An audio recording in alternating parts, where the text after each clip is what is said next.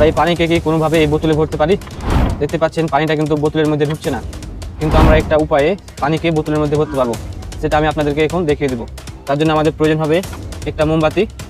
এখন আমরা এই মোমবাতিটা এর উপর রাখবো, তারপর মোমবাতিতে আমরা আগুন ধরিয়ে দেবো। তার জন্য আমরা একটা গ্যাস লাইট নিয়েছি, এখন এটা দ্বারা আগুন ধরিয়ে দেবো। এখন আমরা এই মোমবাতিকে বোতলের মধ্যে ভরে দিব এইভাবে, দেখতেই পাচ্ছেন আমরা সুন্দর করে ভরে দিলাম। এখন দেখতে পাচ্ছেন পানি কিভাবে উঠে গেল, আপনারা জাস্ট লক্ষ্য করুন, দেখতে পাচ্ছেন যে পানি উপরে উঠে গেছে। এই দেখেন, বোতলের মধ্যে পানি প্রবেশ করার প্রধান কারণ হচ্ছে এই অবস্থায় বোতলের ভিতরের বায়ুমণ্ডলীয় চাপ ও বোতলের বাইরের বায়ুমণ্ডলীয় চাপ সমান।